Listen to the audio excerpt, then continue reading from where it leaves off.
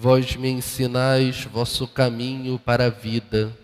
Junto de vós, felicidade sem limites. Reverendas senhoras religiosas, caro seminarista, amados filhos, nesse terceiro domingo da Páscoa, presenciamos um encontro que poderíamos dizer é o encontro das nossas vidas. Porque vejam, vemos um Deus que não se contenta em ficar esperando que nós o procuremos, mas como sempre, toma a iniciativa de vir ao nosso encontro. E não simplesmente para se fazer presente, o que já seria uma bênção muito grande, ter o Senhor presente conosco, mas toma essa iniciativa para que, vindo ao nosso encontro, dê a mim e a você o sentido que Ele sabe que precisamos para continuar o caminho. E por isso o salmista nos fazia dizer: o Senhor ensina o caminho para a vida, e não qualquer caminho, um caminho de felicidade sem limites, porque começa nessa vida e se estende à eternidade. E por isso de uma felicidade que não tem limites, que não tem o que a freio. Tem como ponto de partida essa terra, mas tem como ponto de chegada e de continuidade um céu para toda a eternidade.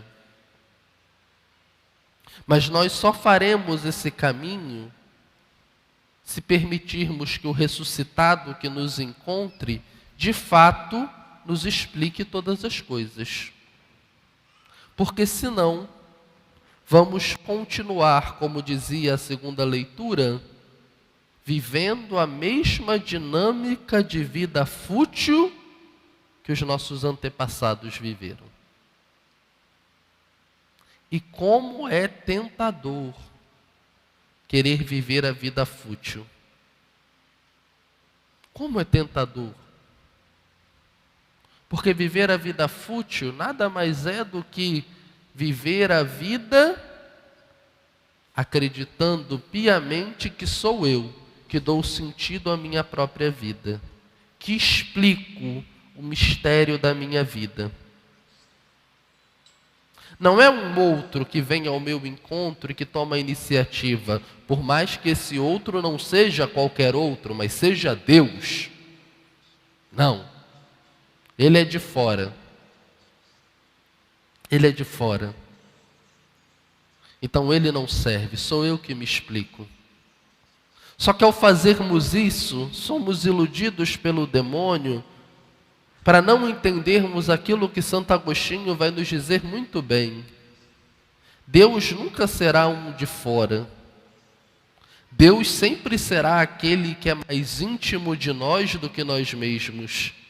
Tanto que Agostinho, na sua procura de Deus, vai nos dizer: eu te procurava fora e tu estavas dentro de mim. Então esse outro que vem ao nosso encontro no caminho não é um estranho, mas é aquele que é mais íntimo de mim do que eu mesmo. Ou seja, é aquele único que pode explicar para mim o mistério que eu sou. É o único que dá conta disso, porque é maior do que eu. Via de regra, nós entendemos as coisas na base da comparação. O valor de uma coisa não está num primeiro momento nela mesma. Não, padre, não, as coisas valem. Não. Nós pensamos isso porque nós estamos já habituados a saber o valor das coisas, das distintas coisas. E por isso não raciocinamos quando fazemos as comparações, já é um processo orgânico. Você faz a comparação na sua cabeça, mas você nem percebe. E por isso você tem a ilusão de que o valor das coisas estão nelas mesmas. quase como se fossem autoexplicativas, mas não é assim. Um exemplo muito simples. Peguem uma moeda de 5 centavos. Você não, padre, vale 5 centavos. Está escrito aqui, ó, 5 centavos. Mas se vocês só tivessem visto uma moeda de 5 centavos na vida,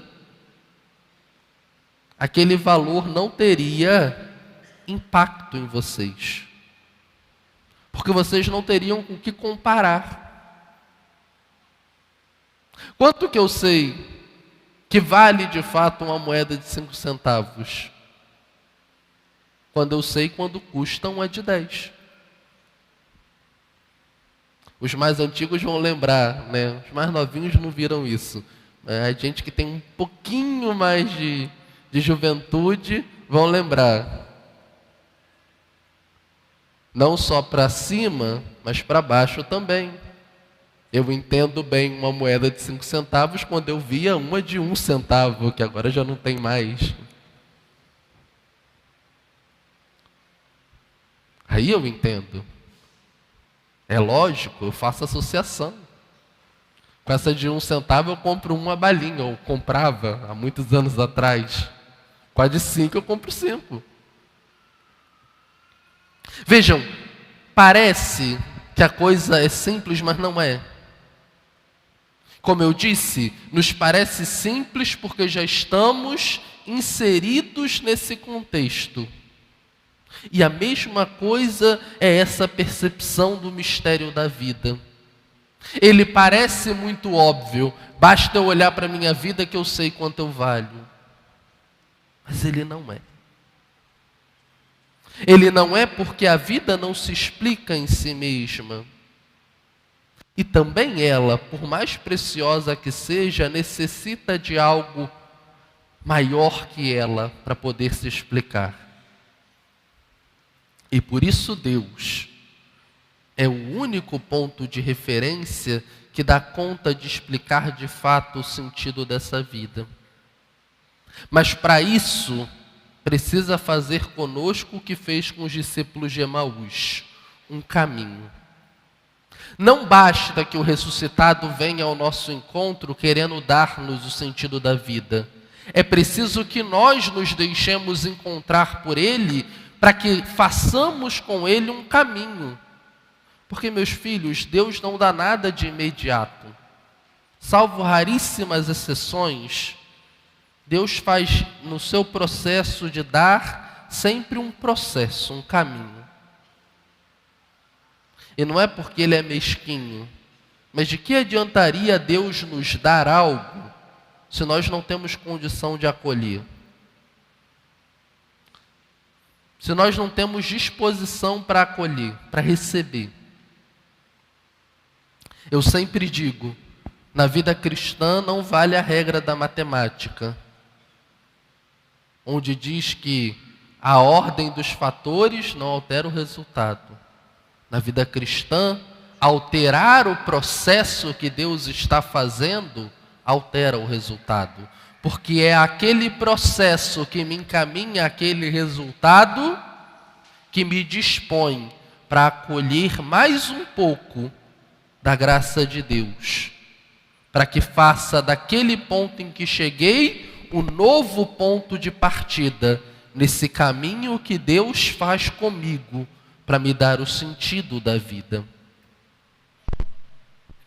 Então, não adianta Deus querer nos dar tudo de uma vez, porque se não fizermos o processo, não teremos como acolher. E por isso, ao encontrar esses discípulos, Jesus não começa: olha, sou eu, para de graça, daqui mesmo virem, voltem. Não. Entra no caminho deles como entra no nosso, e vai começando com eles um processo, para primeiro tirá-los da vida fútil, e aí sim, começar a comunicar-lhes o sentido da vida. E a primeira coisa que faz para tirá-los da vida fútil é perguntar a eles: o que conversam pelo caminho? Em outras palavras, quais são as perguntas que vocês têm? Quais são? Porque muitos de nós somos sedentos pelo sentido que Deus tem a nos dar da vida. Mas se nós não sabemos nem as perguntas que queremos fazer, como receberemos a resposta? Não, padre, eu quero entender tudo. Bom, por um princípio de lógica, não é de fé, é de lógica, é de razão. Quem quer entender tudo não quer entender nada, porque tudo e nada são lados iguais de uma mesma moeda. Quando a resposta é tudo, nada, qualquer coisa, é tudo a mesma coisa. E Deus não está nos oferecendo qualquer coisa. Está nos oferecendo, como diz o salmista, o caminho para a vida. E esse caminho demanda as perguntas que geram vida. Por isso a primeira pergunta para os discípulos era: o que conversavam? Porque quantos de nós não sabemos o que perguntar? Nem sequer nos demos o trabalho de pensar quais são as perguntas. Tiramos logo a carta do tudo. E por que fazemos isso?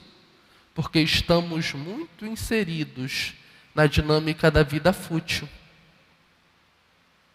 E por isso queremos, entre aspas, tudo. Esse tudo que é nada. Para podermos ter a confirmação de Deus. Continua vivendo a vida fútil, tocando o barco do seu jeito, que está tudo certo. Só que esse não é o caminho da vida. Por isso o segundo passo que Deus faz, depois de perguntar a eles, quais são as perguntas? É desconstruir a resposta. Porque vejam, eles respondem o que falavam e dão a resposta quando diz: nós esperávamos que ele fosse libertar Israel. Ou seja, nós tínhamos a noção do que ele devia fazer, mas como esse Jesus não fez o que nós esperávamos, eu vou embora. E quantos de nós repetimos isso no caminho da vida? Somos encontrados por Deus, mas como Deus não dá a resposta que nós esperávamos, a gente vira as costas e vai embora. A gente pega as nossas coisinhas e pernas para quem te quer. Quantos de nós? Mas fazer isso é optar por um caminho de vida fútil. E optar por um caminho de vida fútil é escolher uma vida que invariavelmente vai se tornar insuportável. Porque é isso que é a vida fútil. A vida fútil é uma condenação a uma vida que se tornará insuportável. Insuportável. Minha gente, isso aqui não é terrorismo. Não é, como diz o povo assim, figura de linguagem. Não. É bem concreto. É o que eu vejo no dia a dia. Perco a conta de quantas pessoas batem aqui na porta da paróquia. Padre, já não aguento mais viver. Padre, eu não suporto mais minha vida. Padre, me ajuda porque senão eu vou tirar a minha vida. É o pão nosso de cada dia meu e de Padre Marcelo. E aí você para conversar com a pessoa, para que ela se acalme. E aí você vai ouvindo a história e vai vendo uma vida que foi se perdendo de futilidade em futilidade até se transformar em um peso insuportável. A vida, meus filhos, é um dom, mas se não é vivido na dinâmica daqueles que se abrem ao sentido dela, que nos é dado do alto, pelo ressuscitado, esse dom se converte numa maldição. Se converte numa maldição. Por isso, tantas pessoas vão passando os anos e se amargurando. Porque a vida tem muito de peso, de luta, por que não dizer de sofrimento? E se não temos um sentido para isso, o acúmulo disso vai ficando insuportável. Vai se tornando uma maldição. E aí, não é de se admirar que vejamos com tristeza tantos e tantas que, querendo pôr fim à sua dor, pôr fim a essa futilidade que mais parece uma maldição, atentam contra a própria vida.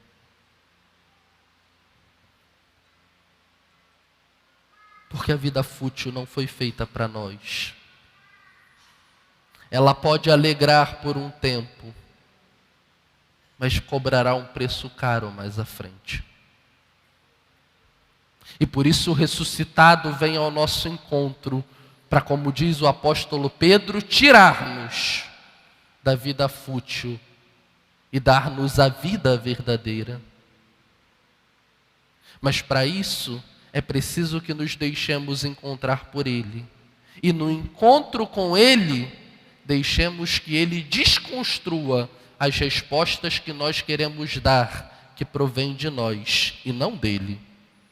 Por isso a abertura à palavra de Deus, quer na Eucaristia proclamada, mas também na minha meditação, para que essa palavra mude o meu coração, para que essa palavra disponha o meu coração para o encontro com o Senhor, para que a partir dela eu tenha os pontos de partida para as mudanças que eu preciso fazer na minha vida, para que ela ganhe sentido e significado.